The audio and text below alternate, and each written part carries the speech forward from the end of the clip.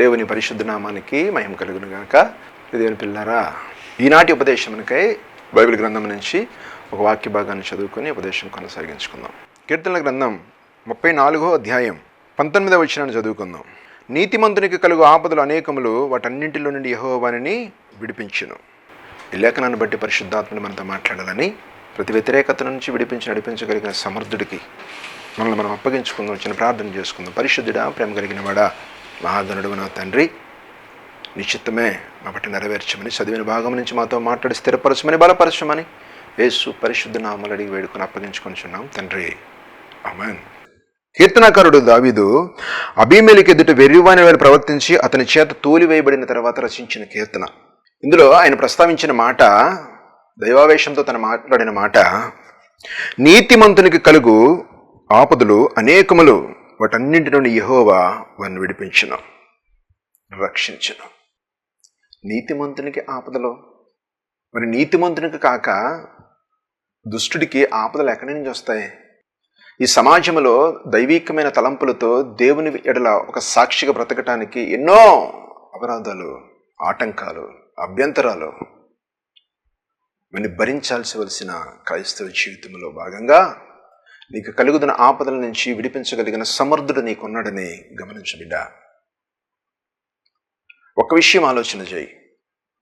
నువ్వు బ్రతుకుతున్న బ్రతుకులో దైవికమైన నీతిని కనపరిచిన విధానాన్ని బట్టి ఎన్నో ఆటంకాలు, అభ్యంతరాలు ఎదురవుతూ ఉంటాయి. నీ హేళన చేసేవారు, దూషించేవారు, నానా రకములుగా ఇబ్బంది పెట్టేవారు ఉంటారు. అయినా నీకు ప్రభువైన యేసుక్రీస్తు ప్రభు విడిపించగలిగిన సమర్థుడు నీకున్నాడని గమనించు. అది నీ నమ్మకమై ఉండాలి. ఇటు పరిస్థితుల నుంచి అధిగమించి నడిపించగలిగిన సంఘటనలో 2-3 మీ దృష్టికి తీసుకొస్తాను బిడ్డ. నీ ఆత్మీయ స్థితిలో బలం పొందుకొని ప్రభుకి మహిమకరంగా జీవించడానికి, వారు కలిగిన ఇబ్బందుల నుంచి ఏ విధంగా దేవుడు విడిపించాడో, నీ జీవితంలో జరుగుతున్న వ్యతిరేకత నుంచి విడిపించగలిగిన సమర్థుడు నీతో మాట్లాడుతుండే నువ్వు ఆలకించగలిగితే ఈ ఉపదేశం నీకే. అసలు నీతిమంతుడిగా ఎప్పుడు మార్చబడతావు? నీ స్వచ్ఛత్వాన్ని నెరవేర్చుకుంటూ, నేను అబద్ధం ఆడలేదు నీతిమంతుడిని, నేను అసత్యం జోలికి పోవటం లేదు నీతిమంతుడిని, ఇది క్రమమే.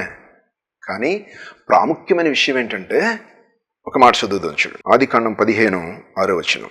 అతడు యెహోవాని నమ్మెను, ఆయన అది అతనికి నీతిగా ఎంచెను. సర్వశక్తివంతుడైన దేవుని నమ్మితే అది నీకు నీతిగా ఎంచబడుతుంది.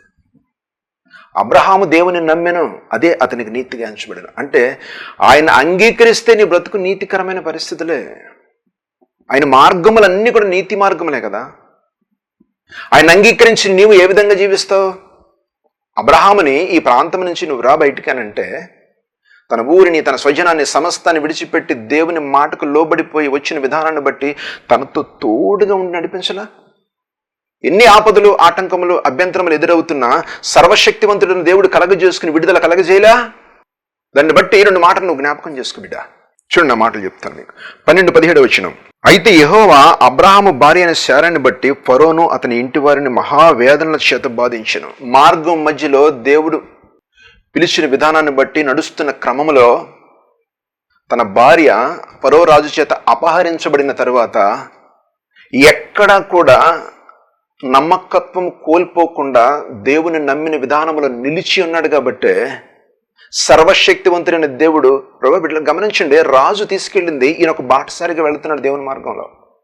వెళుతున్న పరిస్థితులు అది ఎంతటి వేదనకరమైన పరిస్థితి. తనకు కలిగిన ఆపదలలో దేవుడు తోడుంటాననటానికి ఎవరితో మాట్లాడుతాడు యేసుబాబు?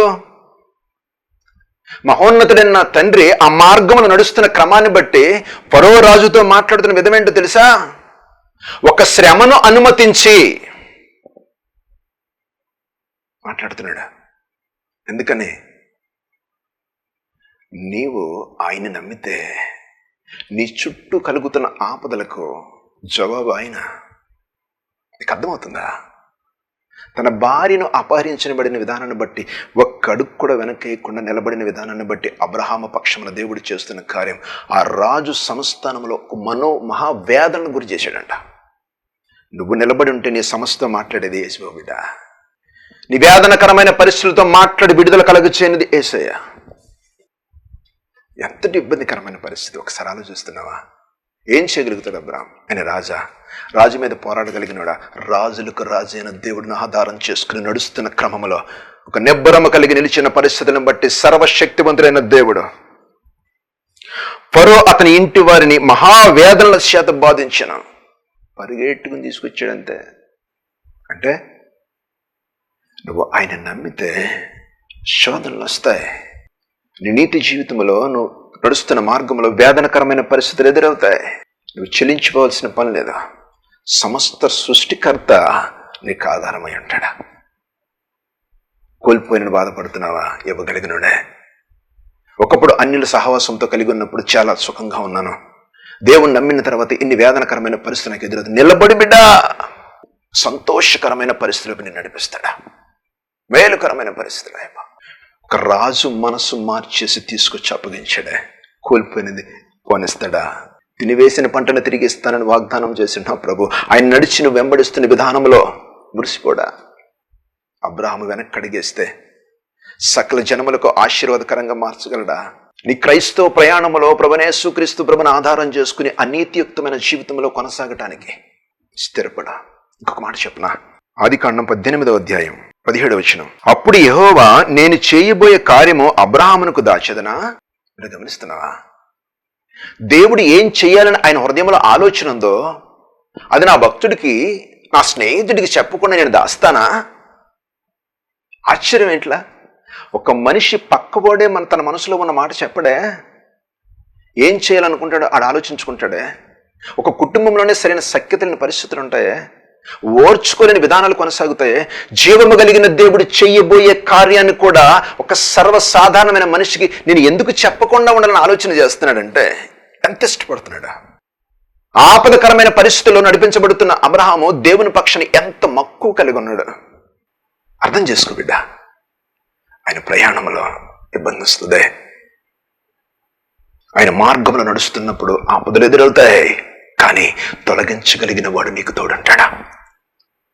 అసలు దేవుని మనసులో ఉంది. ఆయన ఏం చేయాలనుకుంది? సృష్టికర్త కదా. ఆయన మనసులో ఉన్న ఆలోచన ఆయనకి చెప్పుకుని నేను ఎందుకు దాయాలి అని ఆలోచిస్తున్నాడంటే మనిషిని, తనలో ఉన్నవాడిని, తను విశ్వసించిన వారిని ఎంతగా ప్రేమిస్తున్నాడు ఆలోచిస్తున్నావా?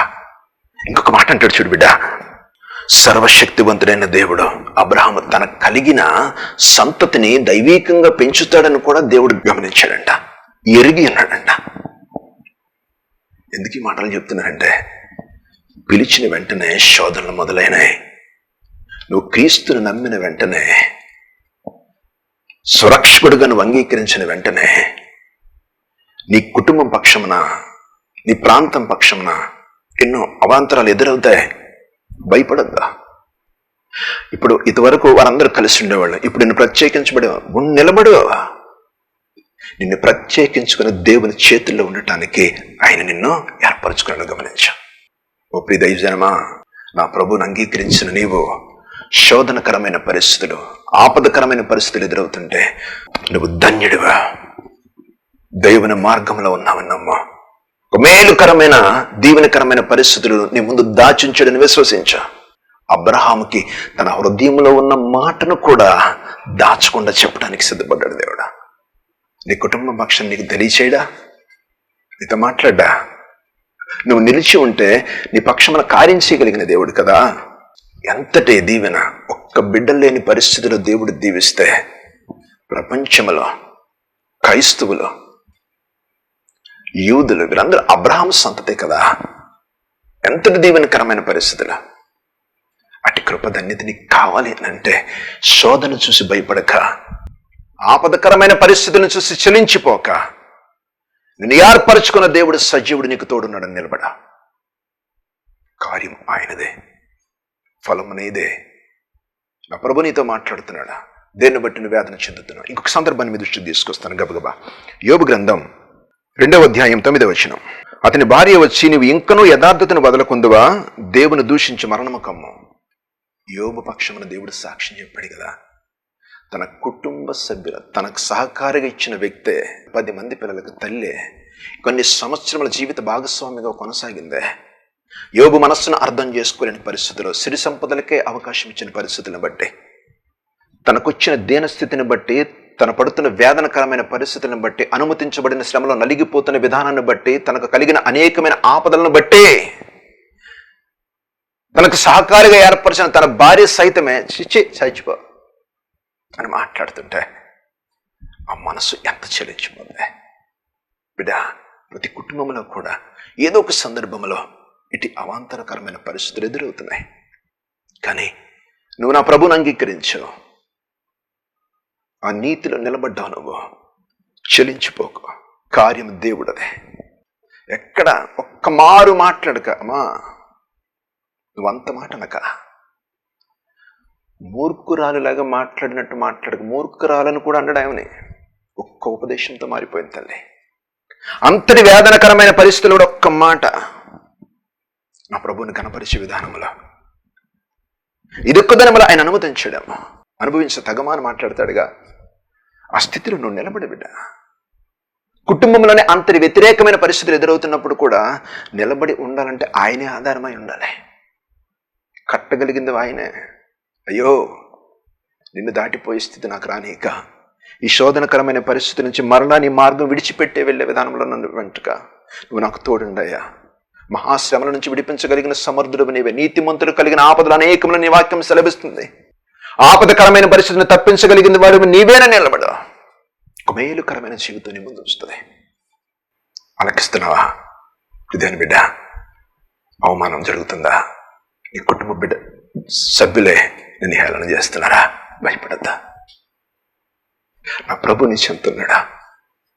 ఆయనకి లోబడిపా అని వాక్యం దగ్గరికి రా. ఆ వెలుగులో నడువు. శ్రమను అధిగమింపచేసే దేవుడు ఆయన. ఒక్క మాట చెప్తాను నీకు, ఇశ్రాయేలు పాదముల కింద సముద్రాన్ని సైతమే ఆరిన నేలగా మార్చినాడా. నీ ముందున్న సమస్య ఏపాటిదే, అవమానకరమైన పరిస్థితులు ఏపాటివే, నిన్ను నడిపించగలిగిన వాడు ఆయన. విడవక. నీకు ఆపదలు సంభవిస్తూ ఉంటే, అనేక రకమైన పరిస్థితులు నువ్వు జీవిస్తూ ఉంటే నువ్వు ధన్యుడివే. వాక్యం నీలో నెరవేరుతుంది. ఆయన నీకు తోడుగా ఉంటాడా. ఒక మాట చదువుదాం. 19వ అధ్యాయం, యోబు గ్రంథం 19వ అధ్యాయం 2వ వచనం చదువుదాం. అంతటి యోబు ఇలాగ ప్రత్యుత్తరం ఇచ్చును, ఎన్నాళ్ళు మీరు నన్ను బాధింతురు, ఎన్నాళ్ళు మాటల చేత నన్ను నల్లగొట్టుదురు, 10 మార్లు మీరు నన్ను నిందించుతురి, సిగ్గులేక మీరు నన్ను బాధించెదరు. తన స్నేహితులతో మాట్లాడుతున్నమాట. ఎన్నాళ్ళు నన్ను బాధ్యత పెడతారు. తన సహాయం పొంది, తన మనసు ఎరిగిన వారే, కానీ తనకు సంభవించిన అనేకమైన ఇబ్బందులను బట్టి, ఆపదలను బట్టి, తను ఎదుర్కొంటున్న పరిస్థితులను బట్టి తన స్నేహితులే తన చేత ఆర్థిక సహాయం పొందిన వారే తనతో మాట్లాడుతున్న విధానం బట్టి ఆయన అంటున్న మాట, ఎన్నాళ్ళు మీ మాటల చేత నన్ను ఇంకా బాధ పెడతారు. ఆపదలంటే అనేకములు దాడి చేస్తాయి, కానీ నలుదిక్కుల సమాధానపరచగలిగిన ప్రభు నీకు తోడుంటాడు. ఏ పరిస్థితులను కూడా చెలించిపోక బిడ్డ. ఒకవేళ వేదనకరమైన పరిస్థితులు ఉన్నవా, నువ్వు నిలబడు. కుటుంబం పక్షమున, తన స్నేహితుల పక్షమున, ఆ ఊరు ప్రాంతం వారందరూ కూడా తనకు దూరంగా నడుచుకుంటూ వెళ్ళిపోయారు. గాలి వాటమున, అంటే ఆయన శరీరమునకు తగిలిన గాలి కూడా పీల్చడానికి, ఎందుకనే అంతటి రోగముతో బాధించబడుతున్నాడు. ఆ దుర్వాసన వెదజల్లుతున్న పరిస్థితులు బట్టి దాటుకుంటూ వెళ్ళిపోయాడంట. అనేకమైన ఆపదలో, ఇబ్బందికరమైన పరిస్థితులు, కానీ ప్రభు నడిచిపెట్టలా. నా ప్రభు నడిచిపెట్టలా. నేను ప్రకటిస్తున్న యేసుక్రీస్తు ప్రభు నడిచిపెట్టలా. అందుకని ఆయన మాట్లాడుతున్న మాట, ఒక మాట జ్ఞాపకం చేస్తాను చూడండి. యోబు గ్రంథం 42వ అధ్యాయం 7వ వచనం. యెహోవా యోబుతో ఆ మాటలు పలికిన తర్వాత ఆయన తేమనుడైన ఎలీఫజుతో ఇలాగ సెలవిచ్చును, నా సేవకుడిని యోబు పలికినట్లు మీరు నన్ను గూర్చి యుక్తమైనది పలకలేదు గనుక నా కోపము మీ మీద, మీ ఇద్దరు స్నేహితుల మీద మండుచున్నది. ఎవరైతే ఆయన్ని ద్వేషించారో, ఎవరైతే ఆయనకి ఆపదకరమైన పరిస్థితుల్లో ఆదుకునే స్థితిలో లేక హేళన చేసి మాట్లాడారో, వారి పక్షమున దేవుడు నా సేవకుడిని యోబు పలికినట్టు యుక్తమైనది. ఏం మాట్లాడాడు ఆయన? తన నోటి మాటలను మురిసిపోయాడు దేవుడు.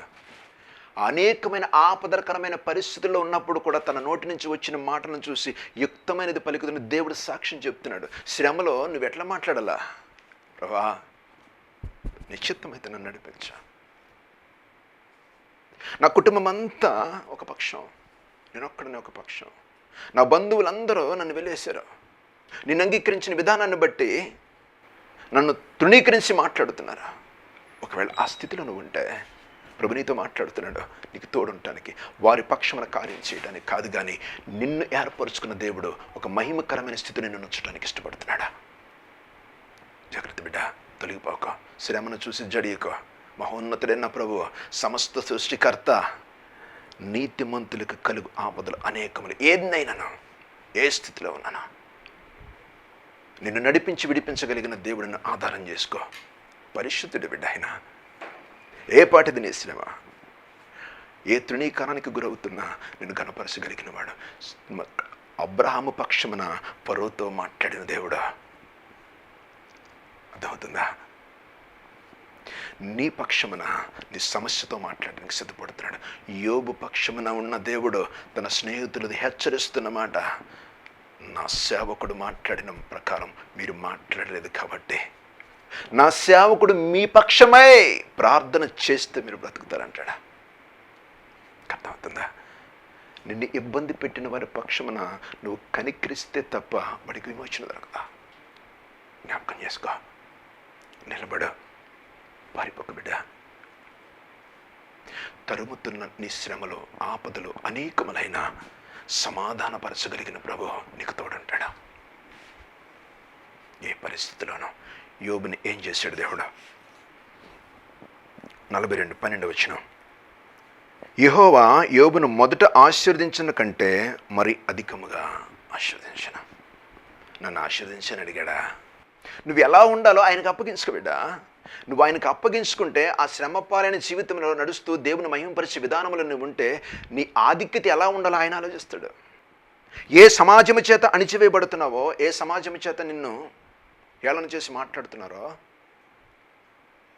ఏ బంధువుల నుంచి నీ పక్షంలో శోధనకరమైన పరిస్థితులు ఎదురవుతున్నావో, వారు అందరూ నిన్ను తలెత్తి చూసే విధానంలో ఉంచగలిగినది ప్రభువైన యేసుక్రీస్తు ప్రభు. శ్రమలో నిన్ను విడిచి వెళ్ళేవాడు కాదు, వెన్నంటుండి నడిచేవాడు, నిన్ను బలపరిచేవాడు బిడ్డ. అర్థమవుతుందా? ఏ స్థితిలో ఉన్నా, తృణీకరించబడ్డావా, హేళన చేయబడుతున్నావా, ఆర్థిక పరిస్థితులను బట్టి అందరూ అవమానకరమైన పరిస్థితులు మాట్లాడుతున్నారా, నీ ఇబ్బందులను బట్టి హేళన చేస్తున్నారా, ప్రతి సమస్యతోనూ మాట్లాడగలిగిన ప్రభు నీకున్నాడా.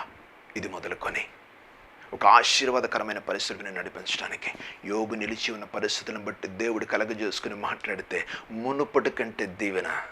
స్తోత్రం చెప్దాం దేవునికి. హల్లెలూయా. బిడ్డలు గమనించండి, మరి ఏం చేస్తున్నా, చలించిపోక బిడ్డ, ఆయన కలిగి ఉండవు. ఒక సందర్భాన్ని జ్ఞాపకం చేస్తాను చూడండి. దానియేలు గ్రంథం 3:17 చదువుకుందాం.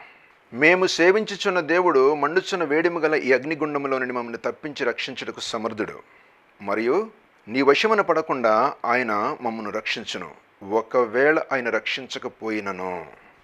ఒక యవనస్తులు చెరకు కొనిపోబడి చెరలో మగ్గిపోతున్న సందర్భంలో వారు నమ్మిన దేవుడు నీతిమంతుడని, యథార్థవంతుడని, కార్యం చేసేది ఆయనేనని, వారిని వెంటాడుతున్న ప్రతి సమస్య నుంచి విడిపించగలిగిన దేవుడు ఆయనేనని, ఎదురుగుండా 7 అంతల అగ్నిగుండము కనపడుతున్నా, ఎదురుగుండా అనేకమైన ఇబ్బందులు, తిండి దగ్గర నుంచి ప్రతి ఒక్కటి కూడా దేవుడు వారికి అంగీకారముగా అధికారుల మనసు మార్చిన దేవుడు సమక్షంలో వారు బ్రతుకుతున్న పరిస్థితిని బట్టి ఒక అగ్నిగుండం ఎదురైంది వాళ్ళకి.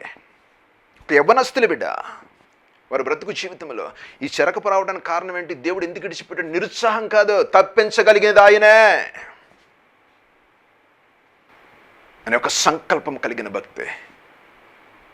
నా ప్రభువులు నిలిచి ఉన్న విధానాన్ని బట్టి మరణం మరి కంటి ముందు కనపడుతుంటే ప్రభుని యేసుక్రీస్తు ప్రభుని ఘనపరుస్తున్న విధానం తప్పించగలడు. ఒకవేళ తప్పించకపోయినాను, అది శిఖరాగ్రమైన భక్తి. ఉంటాడా? ఆ స్థాయి నువ్వు కనపరిస్తే పరలోకంలో ఉంటాడు బిడ్డ దేవుడు, నీ ముందుంటాడా. వారికి కనపడుతున్న అగ్నిగుండాన్ని చూసి చెలించిపోలా. మేము మరణిస్తామని ఒక ఆలోచన వారికి లేదు. నా ప్రభువు నన్ను కాపాడుతాడన్న సంకల్పం. ఒకవేళ కాపాడకపోయినను నువ్వు చెప్పిన పని చేయు అంటే, ఈ మార్గమును విడిచి నడవము. దైవీక్యమైన మార్గంలోనే, దేవుడు ఏర్పరిచిన మార్గంలో మేము జీవితాన్ని కొనసాగిస్తాం. ఏది ఏమైనా కానీ నువ్వు చెప్పిన పని చేయడానికి సిద్ధపడం. కనీసం రాజు తిండి తింటాను కూడా ఇష్టపడలేదు బిడ్డవాళ్ళు. తను తాను అపవిత్రపరుచుకోకుండా పరిశుద్ధపరుచుకుని బ్రతకటానికి శ్రమలలో ప్రయాణిస్తున్నప్పుడు కూడా నా ప్రభువును ఆధారం చేసుకుని ఆయన గణపరిచిన విధానం. నీ భక్తి ఎలా ఉంది? ఏం చేస్తున్నా? ఏ స్థాయిలో ఉంది బిడ్డ? ఒకసారి ఆలోచిస్తున్నావా? నిన్ను విడిపించగలిగిన వాడు, నిన్ను నడిపించగలిగిన వాడు నా ప్రభు. నేను నీతిగానే బతుకుతున్నాను. ఇన్ని ఆపదలు ఎందుకు అనుకుంటున్నావా? విడిపించేవాడిని పక్షం ఉండటానికి, ఆయన కార్యములను చూడటానికి, అధికమైన దీవెన వైపు నడిపించడానికి, సర్వశక్తివంతుడైన దేవుడే నీకు ఆధారం చేసుకుని ఉండి నడిపించడానికి ఇష్టపడుతున్న దేవుడు. ఆలకించు బిడ్డ. అగ్నిగుండం ముందు కనపడుతుంటే సర్వశక్తివంతుడైన దేవుడి నామ మహిమార్థమే బ్రతకటానికి వారి ఏర్పరచుకున్న మార్గం నీతి మార్గం. ఆ మార్గంలో జీవించడానికి ఇష్టపడుతున్నారు కాబట్టే వారు అంటున్న మాట చూడండి. వారు ఎప్పుడైతే ఆ సమస్యకి, ఆ ఇబ్బందికి జడవలేదో, ఆ ఇబ్బందికి జడవని పరిస్థితుల్లో వారి జీవితాలు కొనసాగించారో, దానికి దేవుడు ఏం చేశాడా? చూడండి, మాటలు చదువుతాను. 26వ వచనం. అంతటా నెబుకద్నెజరు వేడిమి కలిగి మండుచున్న ఆ అగ్నిగుండము వాకిలి దగ్గరకు వచ్చి, షడ్రక్ మెషక్ అబేద్నెగోయలారా, మహోన్నతుడగు దేవుని సేవకులారా, బయటికి వచ్చి నా ఎద్దుకు రండని పిలవగా షడ్రక్ మెషక్ అబేద్నెగో ఆ అగ్నిలో నుండి బయటకు వచ్చిరే. వారి మాట కాదన్నారని వారి అగ్నిగుండములు వేసిన సందర్భాన్ని బట్టి, వేసిన విధానాన్ని బట్టి, వారు అగ్నిగుండములో అటువంటి భక్తి కనబరిచిన పరిస్థితులను బట్టి ఆ మార్గమును విడవమో అనే విధానంలో వాళ్ళు నడుస్తున్న ప్రకారం సర్వశక్తివంతుడైన దేవుడే ఆ అగ్నిగుండం వారికంటే ముందున్నాడు. అక్కడ వారికంటే ముందున్నాడు. వారి వెంటుకు కాదు కదా, దేవుడు తన హస్తముల మధ్య నుంచుకుని వారితో దర్శించి మాట్లాడాడే, కృప చూపించాడే. ఆ దర్శనం ఏ రాజు అయితే ఆ శిక్షణ అనుమతించాడో, అగ్నిగుండము వాకిల సింహాసనం విడిచిపెట్టి కింద పడి కూర్చొని నా దేవుణ్ణి ఘనపరుస్తూ, అయ్యో మీ దేవుడు గొప్పడయ్యా, మీరు రండి, మీరు బయటికి రండి. గమనిస్తున్నావా? నీ నీతి నీ కుటుంబాన్ని, నీ ప్రాంతాన్ని మారుస్తుంది. నా దేవుడికి అవకాశమే. నేను మారాను, నా కుటుంబ సభ్యులు మారట్లేదు, నువ్వు నిలబడా. శ్రమ వెంబడి శ్రమ తరుముతున్న ఇబ్బంది నుంచి విడిపించగలిగిన దేవుడు నీకు తోడున్నాడు. వారి సాక్ష్యం, వారి కనపరిచిన భక్తి, వారి నడిచిన నడక, సర్వశక్తివంతుడైన దేవుడు మురిసిపోయి వారితో కలిసి ఉన్న విధానం. ఒక రాజు, ఏ శత్రువు రాజు ఆ శిక్షణ అనుమతించాడు, ఆ రాజుకు కనబడితే అని అంటున్నమాట, అయ్యో మీ దేవుడు గొప్పడయ్యా, ఈ రాజ్యంలో వారి దేవుడే గొప్పడు, ప్రతి ఒక్కరు ఆయన పూజించాలి, ఆయనే పూజకు అర్హుడు అని మాట్లాడాడే. ఒక రాజు మనసు మారిపోయింది, ఒక దేశం మారిపోయిందే. నువ్వు రాజీపడి బతుకుతున్నావా? శ్రమ వచ్చిందని, ఇబ్బందులు కలుగుతున్నాయని, నీకు కలుగుతున్న ఆపదలను బట్టి అక్రమార్గం తొక్కుతున్నావా? నిలబడి బిడ్డ, జాగ్రత్త. ఆ దేవుడు నీతో మాట్లాడుతున్నాడా నేను విడిపించడానికి? అగ్నిగుండము వంటి శ్రమ నీకు ఎదురవుతున్నా భయపడక. అందుకని ఒక దేశం మార్చబడింది. ఆ యవనస్తుల సాక్ష్యం, నీ పక్షమన దేవుడు ఏముంచాడో, ఆ శ్రమను జయిస్తే నీకొచ్చిన అనేక రకమైన ఆపదల నుంచి విడిపించగలిగిన దేవుడు నీకు తోడునని రుజువుపరచగలిగితే నువ్వు నివసిస్తున్న ప్రాంతం మారదా? నీ పక్షమున అనుమతించబడిన శ్రమ ఒక మార్పు కోసమని ఎందుకు గమనించవు? నువ్వెందుకు నిలబడవు? పిల్లరా అని అంటాడుగా, ఎవడు నా యందు నిలిచిండునో. ఒక ఫలభరితమైన జీవితం నీకు కావాలి అంటే, ఒక మేలుకరమైన పరిస్థితి నీ జీవితం కొనసాగాలి అంటే, అబ్రహాము దేవుని మార్గంలో నడిచాడా. ఆయన నమ్మితే అది నీతిగా ఎంచబడితే ఆ మార్గంలో తనకు వస్తున్న ప్రతి ఆటంకాన్ని, ప్రతి ఇబ్బందికరమైన పరిస్థితులను దేవుడే కలగజేసుకుని, రాజును సైతమే, అక్కడున్న ప్రజలకు సైతమే మహావేదనను కలగజేసి గొప్ప చేశాడు అబ్రహామునే. అర్థమవుతుందా? యోబు తనకు వచ్చిన శ్రమలను బట్టి, సమస్యలను బట్టి ఏది పోయిననో ఆయన పాదాలు విడిచిపెట్టాలి. నీవే అని బతికిన విధానాన్ని బట్టి రెండంతలుగా మరలా దీవెనకరంగా మలిచాడే. అర్థమవుతుందా? నీ జీవితంలో ఏ సమస్యలో ఉన్నా, ఏ ఇబ్బందికరమైన పరిస్థితులను తరుగుతున్నాయి, నువ్వు నిలబడ. ఒక యవ్వనస్తులు సైతమే వారు బ్రతికిన విధానాన్ని ఒక చెరకు కొనుపోబడితే అక్కడ దేవుని మహిమపరిచిన విధానం ఆశ్చర్యం కదా. ఎక్కడైతే బందీలకు కొనుపోబడ్డారో ఆ ప్రాంతానికే ప్రేమయ్యారు. చూడండి ఒక్క మాట ఉపయోగించిన చూద్దాం. అంతట నుండి రాజు షడ్రక్ మెషకు అబెద్నెగో వారును బబులోను సమస్తములో హెచ్చించెను. ఏ ప్రాంతములో అయితే వారు చెరకు అప్పగించబడ్డారు ఆ ప్రాంతానికే సలహాదారులుగా హెచ్చించబడ్డారు. ఆ పరిపాలన ఎట్లా ఉండాలో, దేవుని మహిమార్థమే జీవించడానికి, దేవుని చిత్తములో బ్రతకటానికి అప్పగించుకునే విధానాన్ని బట్టి హెచ్చించే స్థాయి. ఎక్కడ బానిసత్వం అయిందో ఆ బానిసత్వం నుంచే మహోన్నతుడైన దేవుడు హెచ్చింపు స్థితిలో తీసుకెళ్ళాడు. అటు కృప ధన్యత నీకు కావాలంటే ఏం చేయాలా? ఒక్క మాట చెప్పి నేను ముగిస్తాను బిడ్డరా. యోహాను సువార్త 15వ అధ్యాయం 4వ వచనం చదువుదాం. నా యందు నిలిచియుండుడే, మీ యందు నేను నిలిచియుందును. తీగ ద్రాక్షవల్లి నిలిచి ఉంటేనే కానీ తనంతట తానే ఎలాగో ఫలింపదో, అలాగే నా యందు నిలిచి ఉంటేనే కానీ మీరు ఫలించరు. నీకు కలుగుతున్న అనేకమైన ఆపదలలో, దేవుని నమ్మి విశ్వసిస్తున్న క్రమంలో, నిన్ను వెంటాడుతున్న సమస్యలలో ఆయన యందు నిలిచి ఉంటే తప్ప ఒక మేలుకరమైన పరిస్థితి నీకు అనుమతించబడవని వాక్యం సెలవిస్తుంది. నువ్వు నిలిచి ఉంటావా? అట్టి క్రమం నీకు అలవాటు చేసుకో బిడ్డ. ఆ స్థితిలో బ్రతకటానికి సిద్ధపడు. మేలుకరమైన పరిస్థితి నీ గురించి దాచి ఉంచాడు నా తండ్రి. అట్టి కృపా ధన్యత మనందరికీ దేవుడు అనుగ్రహించునుగాక. ప్రార్థన చేసుకుందాం. మహాపరిశుద్ధుడా, ప్రేమ కలిగిన మా తండ్రి, శక్తివంతుడా, చరికరుడా, నీ యందు నిలిచి నీ కార్యములు చూసి వారికి బిడ్డలను స్థిరపరచయ్యా. వారికి కలుగుతున్న మహావేదనకరమైన పరిస్థితులు, శ్రమకరమైన పరిస్థితిని విడిపించగలిగిన వాడు సమర్థుడవు నీవే. నీ వాక్యం ద్వారా బిడ్డలతో మాట్లాడ నమ్ముతున్నాను తండ్రి. వారు ఎటువంటి తృణీకరణకు గురవుతున్నారో, ఎటువంటి పరిస్థితులు బ్రతుకుతున్నారో వారి పక్షంలో కార్యం చేయగలిగిన వాడు నీవేనని, నీ కృప బిడ్డలకు అనుగ్రహించి నడిపించుకున్నామని, వారి జీవన శైలిని మెరుగు చేయమని, హెచ్చింప చేయమని, ఎక్కడ తృణీకరించబడ్డారో అక్కడే వారిని తలెత్తుకునే విధానంలో నడిపించమని యేసు పరిశుద్ధ నామములో అడిగి వేడుకుంటూ నీ చేతులకు అప్పగించుకుంటున్నాం తండ్రి. ఆమేన్. హృదయం పిల్లరా, ఎవరికి ఎటువంటి ప్రార్థన అవసరతలున్నా ఈ టోల్ అవుతున్న ఫోన్ నెంబర్కి ఫోన్ చేయండి. మీ నిమిత్తం ప్రార్థన చేయడానికి నేను సిద్ధం. అందరికీ వందనాలు. ఎందుకమ్మా అంత దిగులు చెందుచున్నావు? మరణమే నీ శరణని చింతపడకమ్మా. ఎందుకమ్మా అంత దిగులు చెందుచున్నావు? మరణమే నీ శరణని చింతపడకమ్మా. నిన్ను కాచే